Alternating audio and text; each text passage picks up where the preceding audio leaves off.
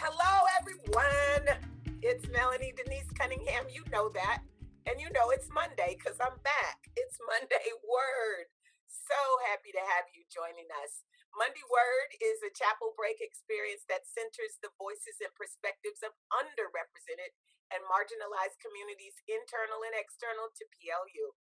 I'm going to start today with our prayer as usual. And you know, I like to search the World Wide Web and find some different prayers that address social justice and healing. So today I found on the Social Justice Resource Center.org a wonderful prayer that I feel is for today's times. So please, if you will, let's position ourselves in prayer, for prayer. Take a breath, center ourselves, so much going on. One more breath. Father, you have given all peoples one common origin.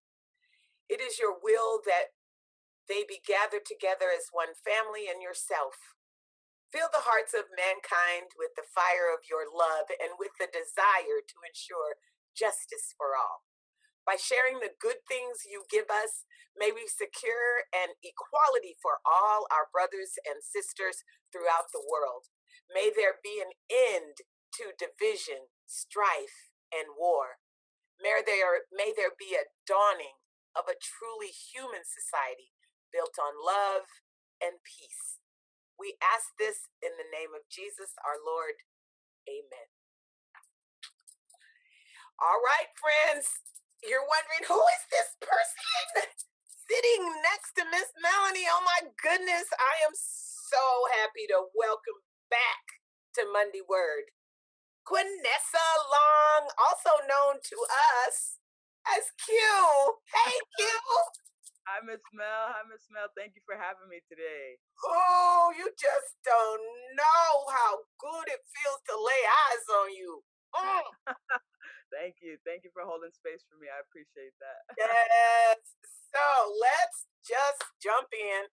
I said to our viewers, they know that the theme is love your neighbor, a call to action. And so Q, you were on campus. Let's set this up. You graduated 2018? Yes, ma'am. Just recently. Mm-hmm. So let's talk about the beginning, okay? Because you came to us through the Act 6 scholarship program. Yes, ma'am. So let's talk about your choice to join in the PLU community. Then like I'm here. there was an awakening of some sort. Yes, ma'am. And then the push through and then out. So yes. Let's start with the beginning. Yes, ma'am. Yes, ma'am. I think you're making me laugh just because I think every student of color who's gone through PLU has that sort of moment where, like, you know, you have the crescendo where you're like, you know, like super excited and you're like building up and you're like, yes, like I'm so excited to come to school. And then you get there and you're like, wow, I've never been to a place like this before. It's very unique. They be like, what you talking about, Willis? Right, exactly. That's exactly. It's a very unique experience, but pros and cons, of course, all around. But yes, ma'am. So yeah, I'm born and raised in the 253. You know, I was born in Tacoma at Tacoma General. You know, grew up in Tacoma while I was a little bit younger, and then I moved over to Lakewood. And then that's where I finished my schooling. You and me, you know, we're both Lancers. Yeah. Hey. We love that. And then ended up choosing PLU. But what was really interesting is I actually didn't know what PLU was, Pacific Lutheran University. I never heard of it until I was applying for the Act 6 program. So my senior year, Act 6, which is a scholarship that basically supports students in the community and supports them through school, trying to encourage them to become community leaders, and then trying to like foster, you know, education within our community. And they do a lot of really, really good stuff. Yes, ma'am. Are you? I'm gonna just insert myself, and you just made a profound point that I don't think that you know that you were profound, and it was a word to PLU. You're saying that you were born and raised and grew up in Tacoma and Lakewood, and you did not know about PLU. I didn't. I didn't. I did not know about PLU. All right, so that is Yes, ma'am. a word to our university, right? That outreach is so important because you got these jewels that are sitting in the community like a Q, but for Act Six would not even have known us. Yeah, Yes, yeah, ma'am. Yes, yeah. ma'am. Yeah, Act Six. I remember. It was Marisol came in So, and did a presentation. I remember Obi came in and did a okay. presentation. Yes, and of course I remember that because I'm like, okay, two brown people like standing on stage. That stood out to me. And then I actually wasn't gonna go to the Act Six meeting at first, but then someone the football coach at the time, the athletic director, was like, "Hey, like maybe you should like go to this meeting. Why not?" And I was like, "Cool." There was only three of us at the meeting. They were telling us about the program, and I was like, "I don't know any of these schools, but I'm gonna just apply and see what happens." And then I applied, and I was really fortunate, to go through the phases and the process and to get in. And then PLU sort of like, or the school sort of chooses you in the end. It's kind of like a both and sort of situation, and I was very thankful that PLU had jumped in and chose me, and then it was great because then I got to spend 4 years in Parkland, so I really got the full 253 experience. Oh, let me tell you what I remember about your uh Act Six, because you're cadre. Which one? What Seven, cadre Cadre seven? Seven. This what I remember most about that experience when you all did phase three and came on campus. Child, you had your people. You was rolling deep with your mom and them. My mama, that's my heart. That's my heart. Your mother. Oh, I love her.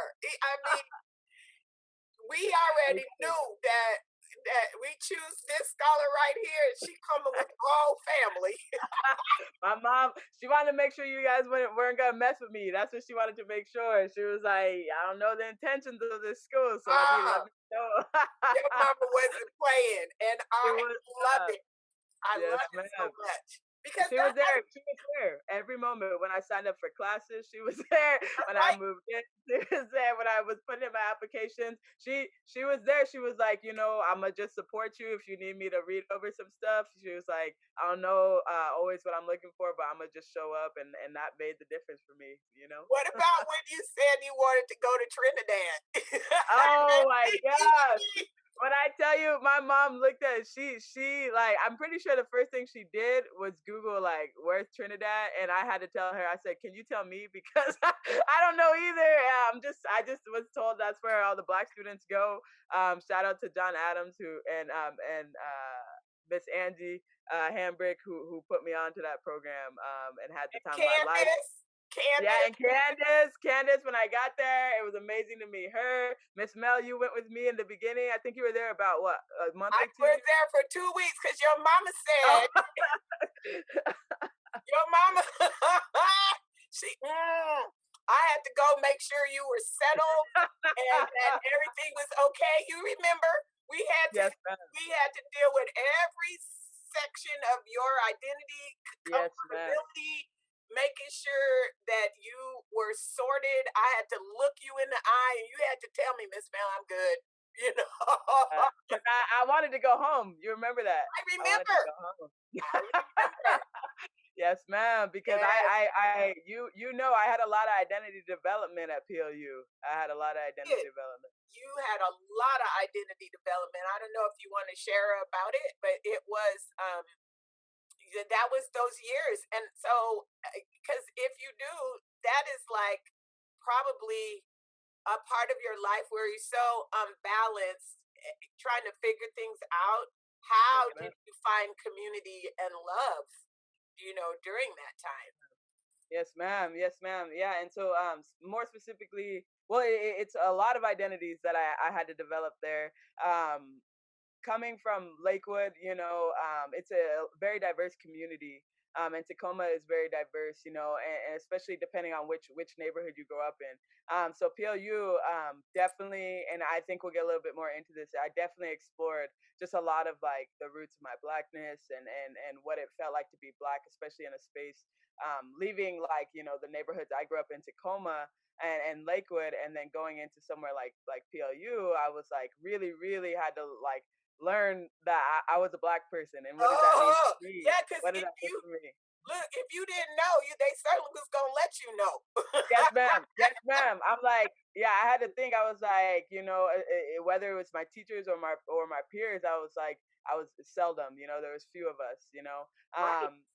And then the other identity that I definitely or other identities, excuse me, that I explored, were related to like gender and sexuality.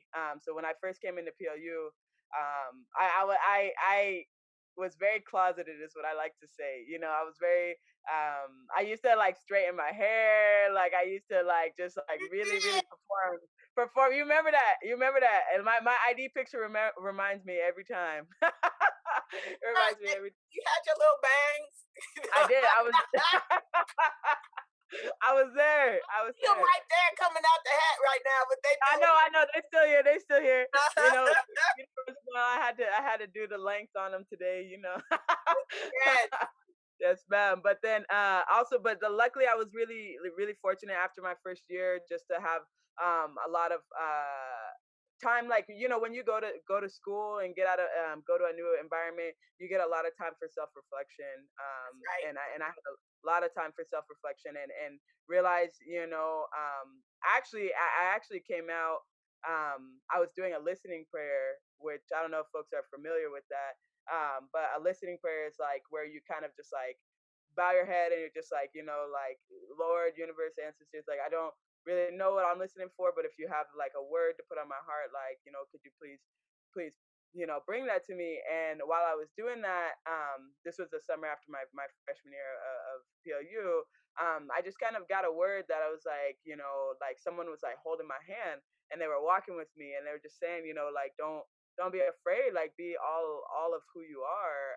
And then that kind of like pushed me to like coming out, and especially pushed me to not being afraid to like sort of operate as like a very masculine of center woman who I feel very proud to be. And I was really shy about that, about my blackness, about being, a woman who operates in the way that I do, a woman who loves women.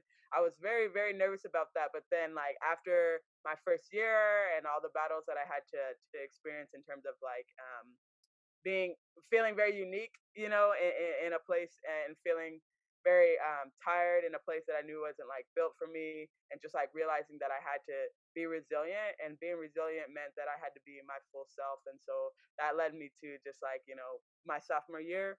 I don't know. I tried to be all of who I could be, and then from there, between sophomore year and senior year, it was kind of a blur. It was Yeah, kind of a it's blur. like it was a wrap because then you just started to soar.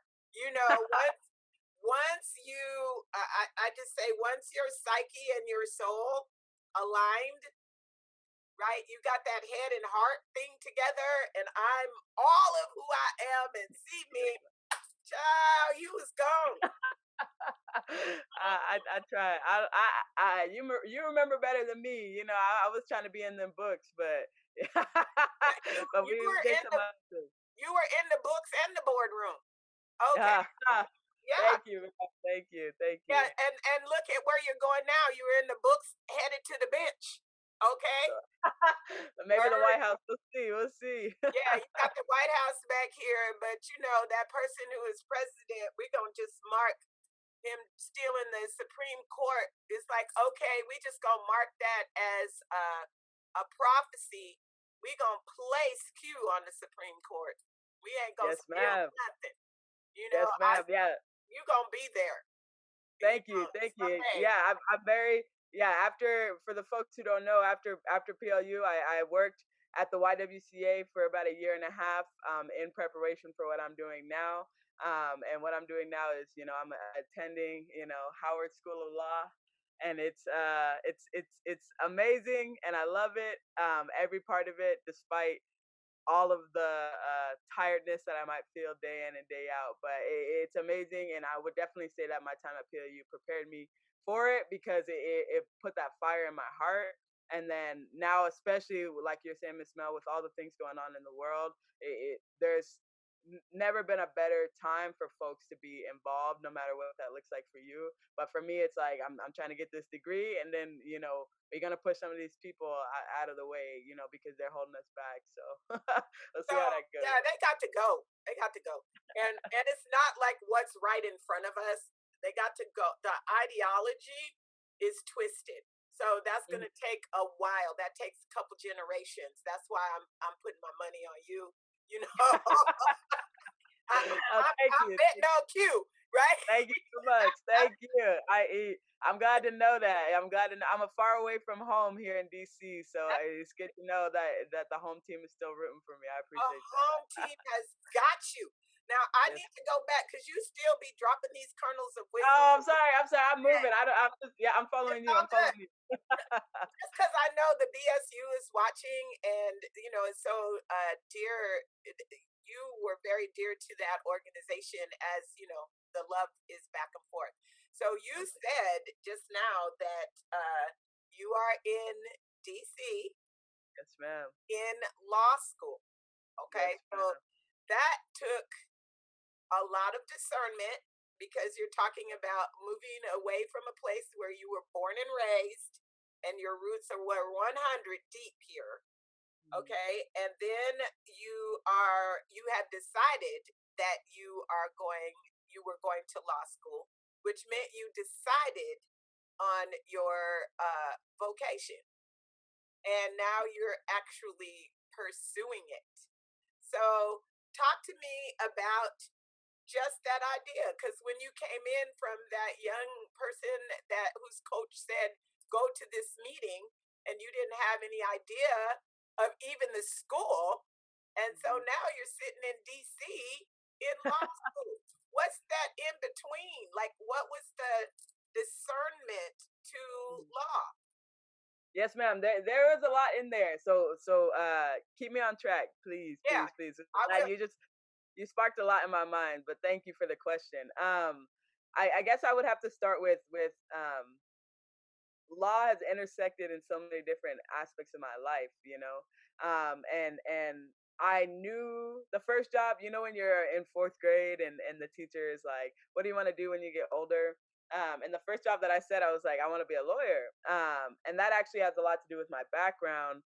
And you know this, Miss Mel, but my father has been incarcerated my whole life, and so that really, really, if you look at the statistics for kids who have an incarcerated parent, that there's a trajectory for you. The school to prison pipeline is so real, and it really, really targets Black and Brown folks. And the prison industrial complex in general does. And so I knew from a young age that there was work that I wanted to do. Mainly at first because I wanted a parent to come home, right? And then secondly, because I was like, on TV, I was like, the people who have the power in the world, I was like, it looks like, it's the lawyers, and I was like, I wanna be that. I wanna make things happen in this world, and I knew that from a young age. And then granted, as life went on, I went away from that. And just kind of had like a lot of things in my mind that I was like, there's a lot of ways to get at justice and advocacy. And I just, as someone, like I said, I grew up the way I grew up, I had a lot of struggles in my life, but my mom still made sure that we were solid. And so, but the thing with that is that I didn't have a lot of exposure to a lot of different jobs. So when I came to college and I was looking at the list of like majors and stuff like that, I was like, I don't even know what half these things are, what these people do. So, and I didn't see law on there. So I was just like, I was just coming in like, okay, what's the second option of things that I got exposed to on TV? And the thing, I was like, I'm not sure. But the thing that I saw was I used to have this favorite TV show called Bones. Oh, I Um, loved Bones. it Yes. was a good show. It was a good show, and the woman on there, the main character, she was a forensic archaeologist, I believe, or something like that. And so I was like, okay, like what's the subcategory of that? And I was like, anthropology. I was like, cool. And so then I started reading more about anthropology, the study of cultures and history and stuff like that. And I was like, cool, like that seems like something I want to go into. So I came into PLU. I was an anthropology major.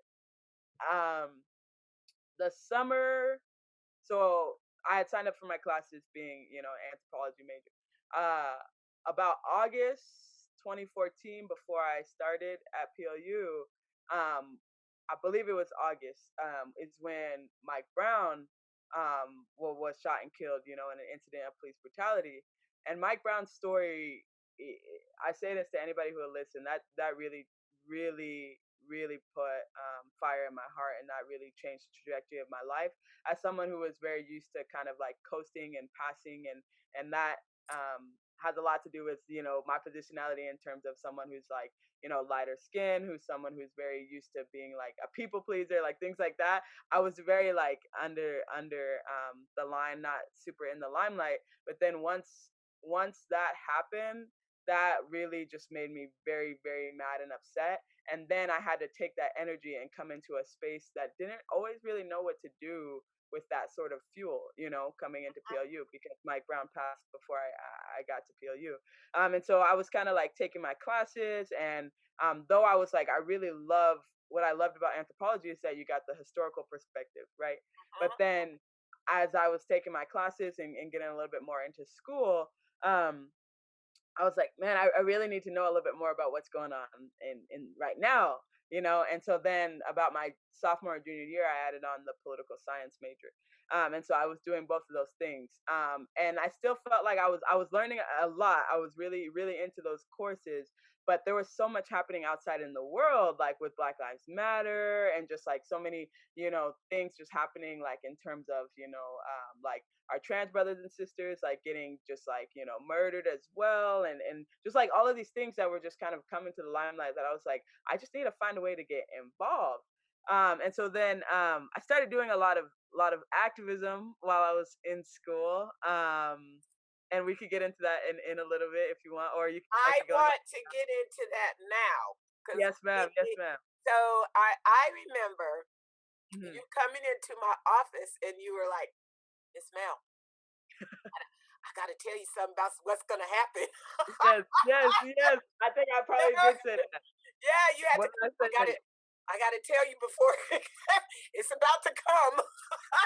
That's when you all drop that. I call it the collective manifesto or something.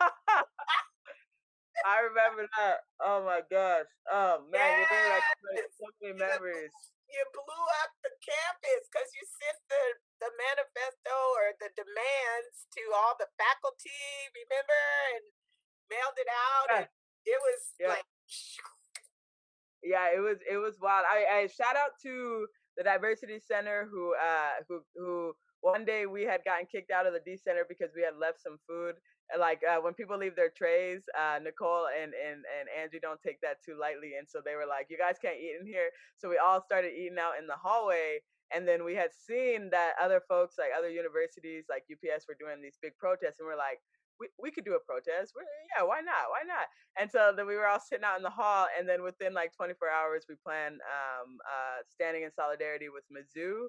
And then after starting that, I shout out to John Adams, Maria Cruz, Maya Perez, Theo Hoffernan. I'm forgetting some folks. yo, Kendrick was Lalonde. Oni was Oni around? Oni's a little bit younger, but Oni too. Hillary. Hillary, yeah, Yeah, like so many folks. Kenzie, like so many folks who just we just like uh took our energy like from the world that was happening, what was happening in our classrooms, and then after getting kicked out of the D center, we were just like, we got time, we got space. It don't matter where you're at, and then we just like took that and ran with it, and did a stand in solidarity. And then after the stand in solidarity, we created, like like you said, a manifesto, but sort of like priorities and demands that we presented to the university as ways that they could help Black and Brown students. And that was actually my sophomore year of college. And then basically that kind of led what I did the following years was trying to find ways to hold the university accountable to meeting those demands or priorities that students had put together. And when I say demands or priorities, it was not like one page. We had 5 pages, different subsections. We spent hours, countless hours putting this together, just analyzing different aspects of the university, making recommendations as to how the university could support black and brown students, especially in a time of BLM. And I basically just try to dedicate my time at PLU to making sure that those things happened. And I definitely want to. I would be remiss if I didn't shout out Provost Brown, it's Raylinda Brown, who really supported the collective in our work. She met with us outside of campus within her first month, I think first 2 weeks of being at PLU, and read through every page of our demands word for word, and gave us feedback, and helped us to meet with some folks outside of the university, to help us figure out strategy for implementing those things. So, So we will just say her name, Raylinda Brown, and mhm. rest in peace. Rest in peace. Rest in peace. Yes, ma'am. Yes, ma'am. And And yeah, she was. I needed her, and she was timely, and all I'm did. very thankful. I'm very thankful she was there. Black people and the brown people, we needed her only just for, for the moment that she passed through. And I just feel like God sent us a angel, just He passed her did. through, and He did. I feel like she regulated consciousness. First of all, the non-white people saw hope in her, right? Mhm. we, Mhm. we Mhm. loved her Mhm. immediately because she represented hope for us. And then I would say, then also just bringing accountability, which was hard for some. But Yes, ma'am. Yes, I ma'am. appreciate her, and I appreciate that she showed you all true leadership, and that you don't have to hide about it. She was proud about being the black woman that she was, and poured that love. When you say love thy neighbor, she poured that love into you all. Yes, ma'am. Yes, ma'am. And she gave other folks permission to do that, and it oftentimes just takes one, right? Like one person to be like, it's okay to listen to these students. And oftentimes, especially after Miss Brown passed, or Dr. Brown, excuse me, passed, it was folks like you, Angie, Nicole, people who showed up to meetings with us, people who came to Board of Regents with us. I remember the first time we presented at Board of Regents, we asked faculty, Professor Carmina, Professor Chavez, a few folks. I'm forgetting some folks, and forgive me. Everybody knows. Everybody played a part, but they came, and I remember some folks got turned away actually because we didn't get permission from the board for those folks to come in and join us. But we had to ask people, especially like our allies of professors, to show up, because we were afraid with some of the stuff we were asking. But then getting them, seeing the cosign from faculty and staff that the work that we were trying to do was actually beneficial for the university, that changed the game for us, and it made us, like, we often had to fight folks, and I'm going like this, but really it was just more like head to head. Like people didn't believe us, but having that cosign, that really pushed us over the top to where we were able to be effective at the university. Shout out to the students at Color Wing. Shout out to a lot of different things that happened Yeah, you all because of that. you all pulled it all together. I mean, you got your allies, your accomplices. You really executed your movement, which still lives on today. I mean, the document is still cited, and I'd like to say that I actually cited the document in my one of my. I'm in the PhD program, right? So Oh, right on. Yes. I wrote a paper on reframing organizations, right?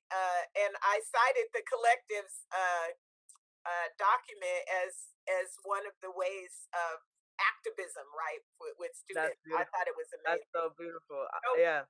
we just have a couple minutes in closing. Let's talk about that famous word that PLU tries to instill in all of its students is vocation. Yeah, Um, so talk to me about what you knew it was or didn't know, and then what is it to you now? And have you yes, found it? ma'am. Yes, ma'am. Yeah, I remember the Explore Retreat. I don't know if they do that anymore, but the Explore Retreat was the first time I ever heard the word vocation.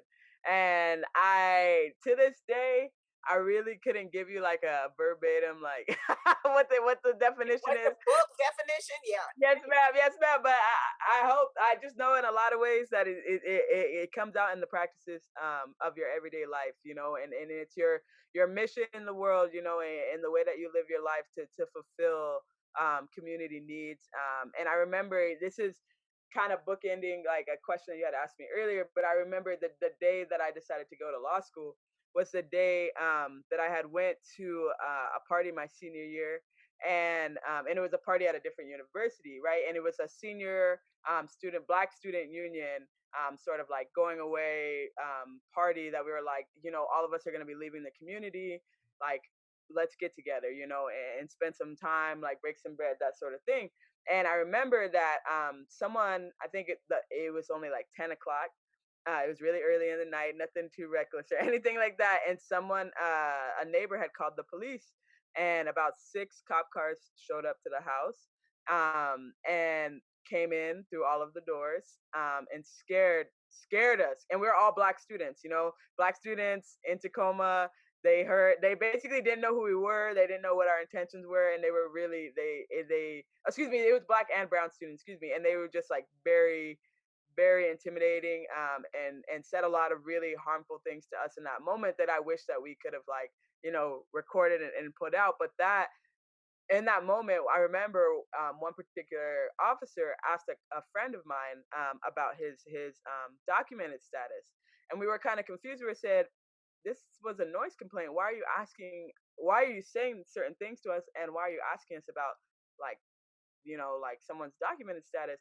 And they were like, "If you don't be quiet, like I'm gonna arrest you." And I remember looking at him like I was like, well, the audacity of you to say that to me when I'm just asking you a question, a clarifying question. And then what did he say in response? Oh, excuse me. And then in response, I was like, am I able to have your name and your badge number? And he said, it's right there. Like he didn't want to give me any information about him. And then I remember thinking to myself, I think that that's against the law for him to not give me the information. But I didn't know. I remember being like, I didn't know. And that really set me over where I was like, that is a need in our community where there's a lot of harm that we experience, a lot of things that happen to us, especially as black and brown folks, queer folks, folks who are trans, folks who are undocumented, folks, who are just marginalized or underprivileged in this community. There's a lot of things that happen to us that are against our civil rights, but we don't know. And until we start to get that education in our community, that we're going to continue to be, underserved by the system. And there's a lot of things that need to change. Don't get me wrong. There's a lot of fundamental things within this community that are, or excuse me, within the system that are harming us. But I just think that a little bit more education about law within our community is something that I can provide, and then hopefully to a certain extent, that'll help us, be able to continue to advocate for more justice for our marginalized populations. And that kind of was how I got to my vocation. So So you're in your vocation right now. I think so. I think so. I love it. I gotta make sure that Laree Weiner and Sergia see this because every time I try to talk about vocation so that they know from the Wild Hope Center that y'all is doing it, right? That Ma'am. that you all got the message. Yes, ma'am. Even if you can't quote the quote book definition of it, Yes, ma'am. you did a good job. I That was there. was awesome. I remember Explorer. They had us, write things on some stars. I was there. I was present. I was present. And I was trying to carry that through. And there was a lot of different experiences in the classroom, outside the classroom that really shaped me. And it all, in the end, I got the same message. So That's so beautiful. Well, listen, child, our interview is supposed to be 30 minutes. We didn't gone way over that, which I love because I think that, everything Thank you. you have to say, Q, is important to our students. They to see you out in the world, adulting and thriving is the best gift you could give the university. You are one of us Oh, thank you. always.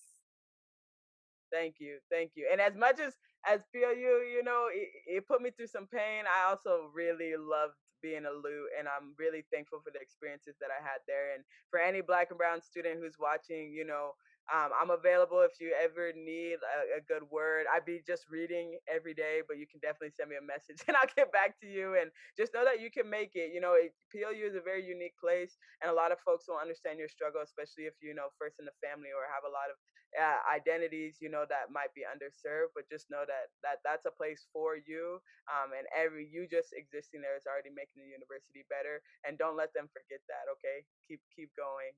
And I thank you, Miss Mel, for having me, and thank you for holding space for me for 4 years.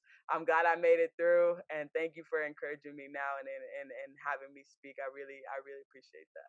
Oh my goodness, you just don't know. I'm gonna send you hugs all the way to DC. I love you so much. I love you. I love Love you, you. love you. I love And with that, we're gonna drop the mic. This was Monday Word. Thank you for watching, and we'll see you next time. God bless you and peace.